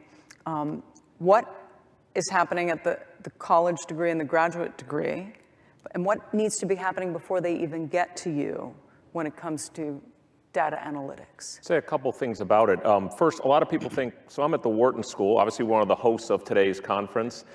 There's no skills gap at the undergrad or graduate level, but that's false. The way I view it is that you can hire a lot of students with business degrees, that's great. You can hire a lot of people with data science degrees, that's great. But what we're trying to accomplish at the Wharton School is people with both. And here's why. If you think about the 5 steps for any successful analytics project, first, the project has to be scoped. So what is the fundamental business problem you're solving? Second, what's the data asset that you have that can answer the problem? Third, someone actually has to do the analysis itself. Fourth, someone actually has to say, okay, now that we know this, what's the business intelligence? And then it actually has to get enacted at the firm or place that the person's working. And so our vision at Wharton is if you have business skills, you can maybe do 1 and 5. If you have analytics skills, maybe you can do 2, 3, and 4. But I don't know how you could supervise people and lead organizations unless you have an understanding of all 5. And the wonderful thing we're doing here at Wharton, and actually Melissa and I were talking about it beforehand, is that you have to have high school students coming to Wharton with a lot of the skills already. So the wonderful part about it is that, matter of fact, my colleague Adi Weiner, who's sitting here, my middle son Zach went through this program. He started a Wharton Moneyball Academy a couple years ago, where actually high school students can now actually take courses in analytics. And we're going to broaden that to many, many other courses. So, and I also see us partnering with the School District of Philadelphia to, why not, you learn analytics by doing analytics. So why not have our students who come here to the Wharton School partner with the Philadelphia School District, and now we have an opportunity for students to actually teach analytics and apply it. Patrick, how is Philadelphia Works, your organization, advancing this cause? Yeah, for us, it's about how do we get individuals who are in transition up to the next level? Like, how do we help them look at different career pathways and really begin to look at careers in a different way? Instead of just attaching to a quick job, but really looking at what are the skills I need? And this is where our conversations with Dr. General and his staff, our employers, we have 31 board members. It's a private sector board that manages Philadelphia Works. That really helps us to make the investments. We make investments in education and training all throughout the city. Our goal is how do we help as many people move up the career ladder, but also expose them to the skills that are needed today. I think we mentioned earlier about it's not just the soft skills, it's the technical skills. It's not just the technical skills, but it's the grit, the persistence. It's someone that really understands what it takes to move up. So we are building out career pathways in all our major industries to really help our customers better understand that you have to start somewhere, but eventually you can really be up there. And this is a really good example of how you can't silo all these skills, right? Everybody's got to be working together. Right. You see that at General Assembly? Absolutely. So when we started General Assembly, the vision was how can we be this ladder up, especially around skills and job titles and descriptions that hadn't existed a decade previous, right? And I think this is key to mention. If you look at the primary sort of teams that build software products, whether it's inside a big company or in a startup, it's things that didn't really have names, you know, at the turn of the millennium, right? So you have UX design, you've got data science, you've got, I mean, you did have software development, but software development looks completely different than it did in a previous generation. It's too broad now, right? Is it too big? It's too broad a statement. Well, right, you can't even use that term, right? So how do you, though, and then you see an incredible speed of acceleration of the need for those jobs that far outstrips the existing supply. Because most of the existing supply are people who learned informally and on the job because they were in the right place at the right time. You heard Alan talk about how they sort of invented, you know, data practice inside LinkedIn. That's how this stuff evolved, but that doesn't happen at scale. And so you have these little sort of boutique people who are very talented in one place. Maybe they can mentor some other people and build some competency, but that's not sort of at industrial scale. And so the vision of GA was how could we take the best of the paradigm of vocational training, giving people the skills they need when they need it, that they can immediately play on the job, but pair it with a certain sort of aspirational career view that the best graduate programs do. And I went to Wharton, and so I had sort of that sort of framework and I wanted to bring that Wharton framework into this world of tech and design and data. And so we built a campus in New York and started putting people through 3-month programs in order to give them just enough skills to get that on-ramp to the next job. And it turned out we could do it. And it turned out people wanted to pay for it themselves. And that led to us building campuses all over the world. We have 22 campuses in cities all around the world. And that led to now helping almost a third of the Fortune 500 do the exact same thing inside their own walls. The reason they want to pay for it, or they're willing to pay for it, is obviously because they think they're going to get a return, right? They must get a higher salary once they finish. I think of what we do as an investment business. I think too many people look at education as a media business, and it's not. It's not about content. People put their time, their energy, their passion, and their money against an educational program, not for that program itself, but because they think it's going to lead to economic improvements down the road. And so I see our job, and really all of our jobs here on this panel, as fiduciaries of really meeting those obligations and trying to deliver people the skills and the opportunities they need to get to that next level in their career, no matter where they start. Sure. Patrick, I see you nodding your head. Where does your organization fit in? Are you providing courses? Yeah, so we actually are the investors. So we actually are looking at a proposal from General Assembly, right? Here we are, big guy, right? Yeah, that's a good night. We do a lot of work with the community college. We do a lot of work with JEVs and other organizations around the city, Thomas Jefferson University. Our goal is how do we invest in high quality programs to give people an opportunity to get back on the ladder? Like we have customers that are in transition, which means that customers are on public assistance, coming back from incarceration, laid off from an employer, people that are just not quite sure what they want to do. And our goal as a workforce board is to really figure out where are our best investments that return the information around long-term sustainability, which is why we also use data analytics. We are a big fan of burning glass, but we're also a big fan of our own internal data, data mining and making sure that the investment we make in a training program yields into a high level of employment. So that's where we fit. We're part of the bigger picture in the city. We work closely with the community college, the school district. It's all part of the mayor's new initiative around a citywide workforce development strategy. Do you find that people who have been incarcerated think, oh, I can't do that, data analytics, it sounds like I need a computer science degree? No, I think when you break it down into the elements that are needed, I think you can convince them they probably do some of the analysis already. So a lot of our customers need that confidence. They need someone to say, let's take a couple minutes and let's think through what are the specific skills you need for this job, and let's see where you are. And then let's see what an investment plan will look like to get you back on the road. I think this is the most beautiful thing about this moment. We talk a lot about it as a crisis and a moment of potential dystopia, but in a way, this volatility and this uncertainty has created this opportunity for people to get on on-ramps in non-traditional ways.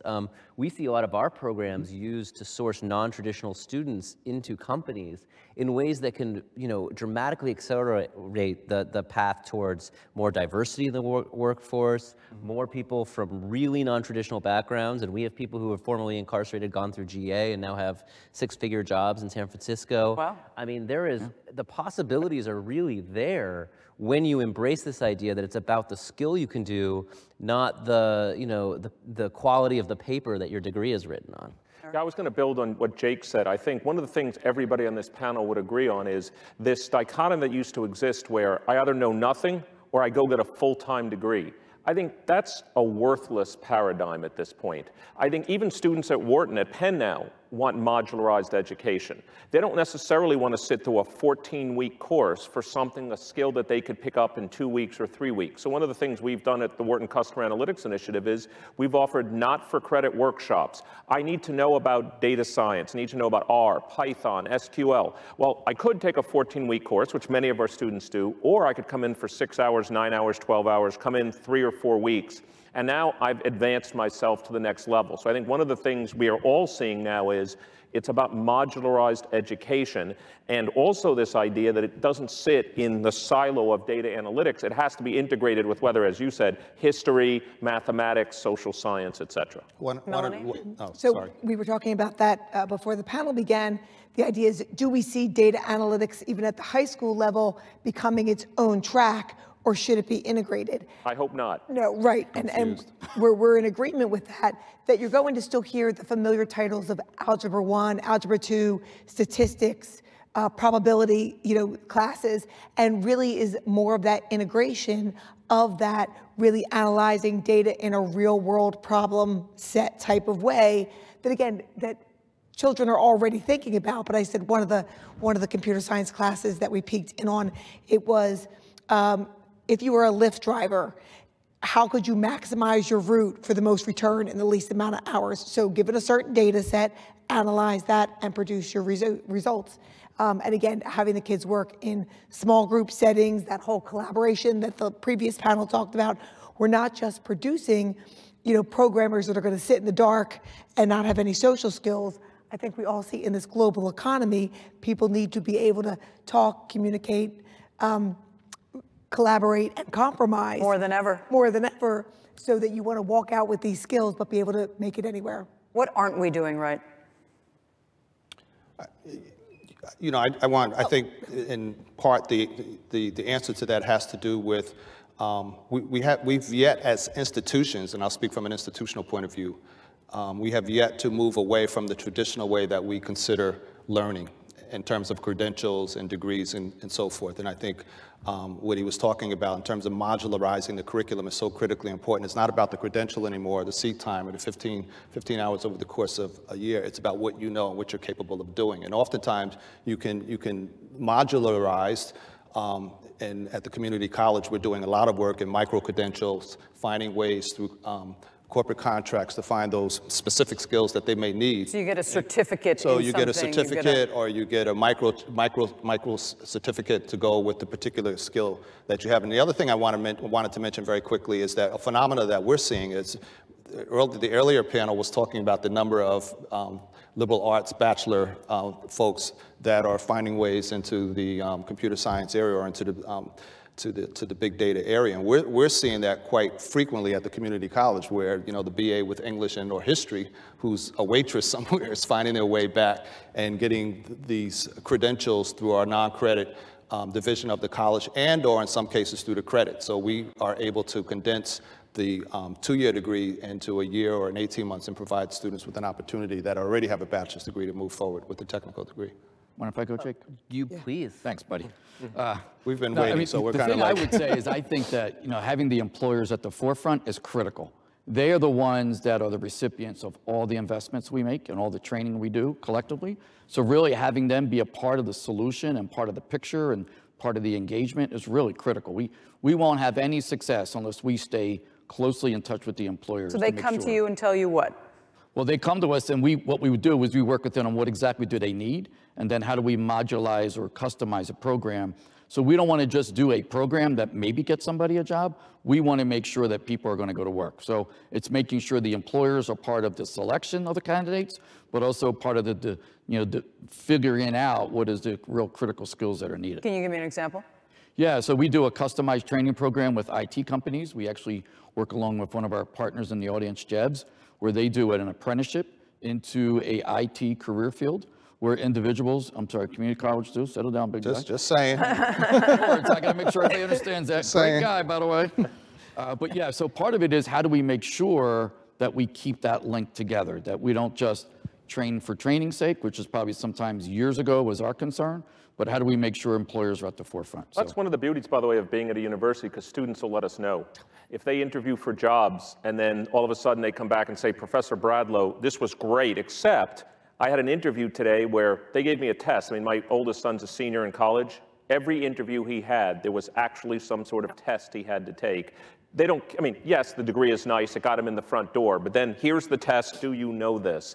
And if they come back and say, Professor Bradlow, we don't actually know this, then all of a sudden it can be part of our curriculum. Yeah. I want to go back to this employer concept. And Patrick, I could have said literally everything Patrick said, because this idea of being that close to the employer is sort of the only way that you really make sure people are going to get jobs. It's not like a hope strategy.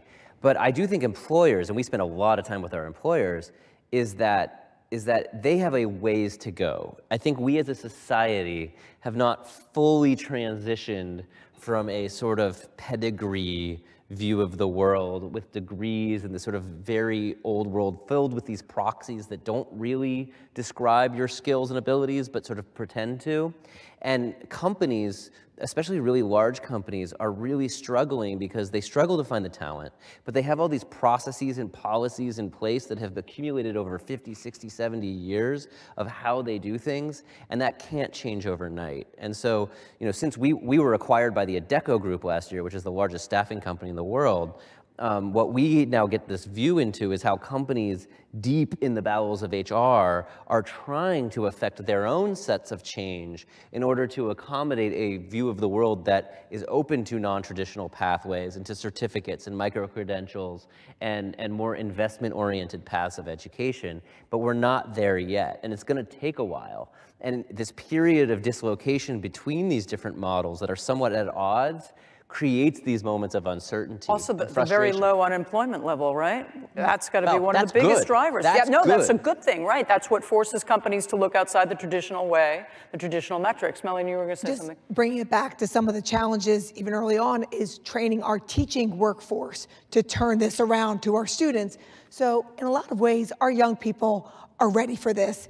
It's, it started with the gaming, their idea of consuming large amounts of data, being able to process it in a different way than we as adults do. But now we need teachers to be able to teach that. So I mentioned, yes, it is starting to find its way into algebra and statistics and research, but I need more of those teachers. So we are partnering with the state. The state sees this as a need. They're worried about not just the Philadelphia market, but all over having students ready for this job. So they're willing to invest in teacher courses. And we're helping partner on that as well. But I also, to the job community out there, I'm hoping that the job community isn't just sitting around and waiting for us to produce, 130,000 marketable children that Probably only 80% of them are interested in data science. we only shoot for 100%. But to say, you know, what can the jobs offer back to us?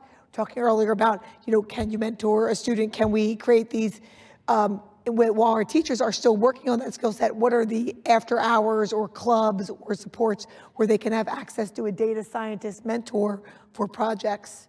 As Melanie and I were talking about earlier, I think one of the opportunities is we have a bunch of brilliant students here and a bunch of professors that would love to give back by donating a little bit of their time to work with people in the Philadelphia School District, because, you know, our WCAI motto, again, is you learn analytics by doing it.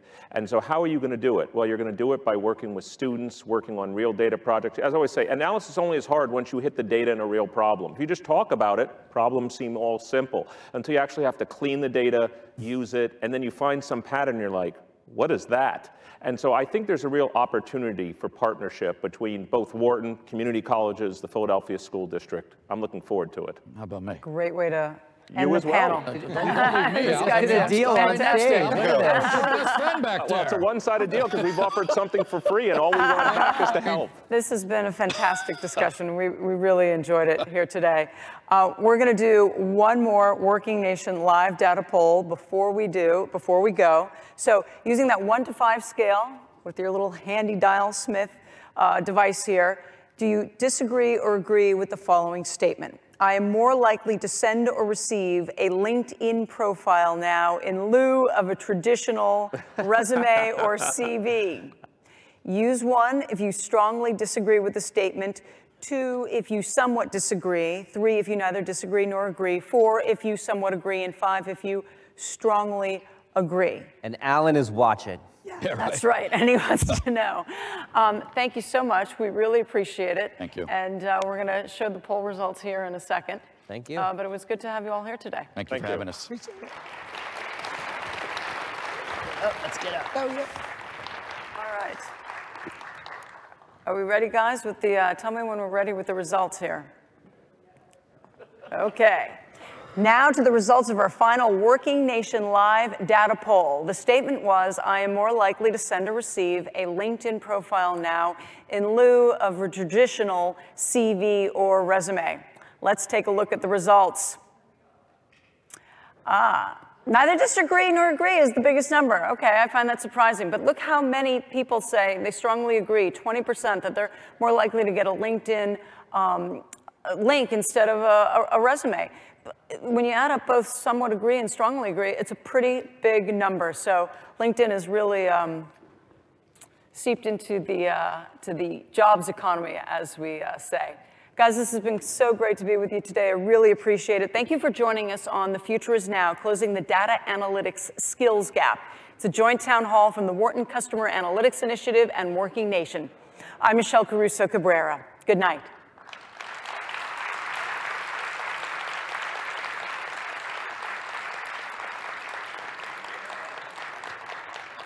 You guys